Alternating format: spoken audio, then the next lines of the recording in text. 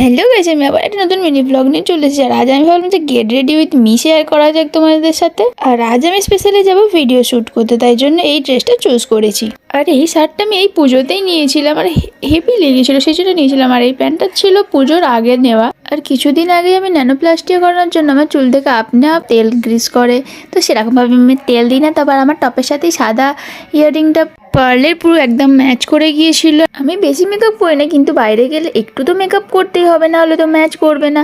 আর এই লাইনার পরার পার্টটা সব থেকে ডিফিকাল্ট, দেখবে প্রত্যেকবার কিছু না কিছু ভাবে ঘেটে যাবে। আর নিউ ইয়র্কের এই মাস্কারাটা জাস্ট ওয়াও, কি বলবো, যা ভলিউম লুক দেয় না, তোমরা যদি ট্রাই করো তোমরা নিজেরাই বুঝতে পারবে। আর নিউড লিপস্টিক যা দারুণ লাগে না, কি বলবো।